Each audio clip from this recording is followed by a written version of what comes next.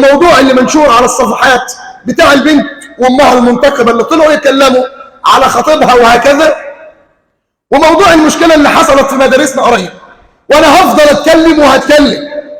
انت تعرف انا نزلت كلمتين بوست كده على صفحتي على الفيس على موضوع ان من الاخر خلاصه الامر الولد المتربي مش هيجيب مشكله حتى ولو كان اللي هو المكان اللي هو فيه بتاع مشاكل، حتى ولو كان صاحبه بتاع مشاكل.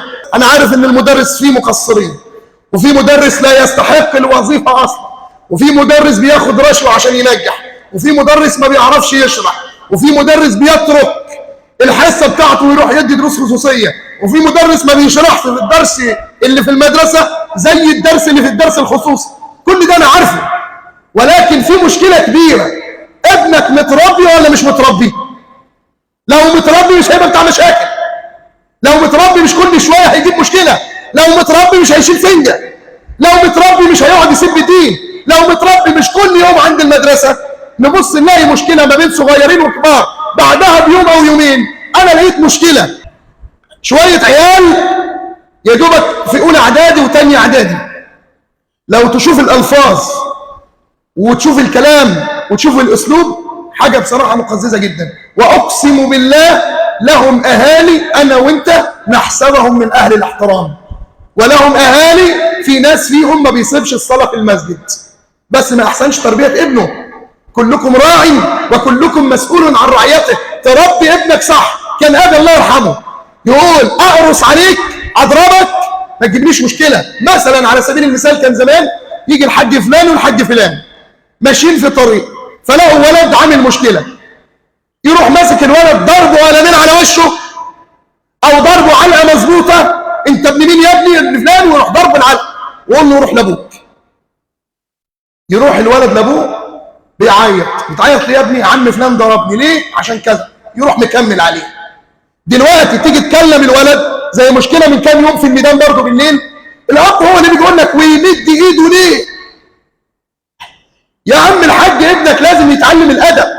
فلا بد ان احنا كل واحد فينا ينظر في تربيه ابنه ويعلم انه سيسال يوم القيامه عن ذلك. الامر الثاني في عجاله، لما تطلع بنت تتكلم على خطيبها، وانا اظن ان الموضوع ترند اصلا وممكن يكون ما فيش خطيب ولا حاجه ولا مهندس ولا حاجه، هي اي واحده او اي واحد عايز يلم قرشين يروح طالع عامل ترند. اللي طلعت وقالت هي امها اساءت للنقاب اللي لابساه. يا ناس يا بني ادمين يا بشر، معلش اعذروني ان كنت يعني شديد في الكلام، بس الموضوع ده زاد عن الحد. انك تلاقي راجل مثلا زوجته طالعه بتتكلم الكلام ده، هو اصلا في شك ان في راجل. اذا كان راجل المفروض هو يلبس النقاب وهي تلبس لبسه. ليه؟ لان هنا مفيش راجل انها تطلع وتتكلم كده. تاني حاجه، بنت زي دي اصلا لابسه لبس مسخره وامها لابسه نقاب، ده بقى انفصام في الشخصيه زي ما بقينا نشوف دلوقتي. ام مثلا لابسه لبس محترم جدا نقاب او خمار وبنتها لابسه لبس ضيق كده، فانت تستغرب طب ليه بتلبسها كده؟ تقول لك على ما تتجوز. يا سلام، يعني هو اللبس اللي لابساه ده هو اللي بتجيب من العريس؟ اي يعني البنت اللي عملته ده هيجي لها واحد محترم ابن ناس؟ والله ما هيجي لها واحد محترم ابن ناس.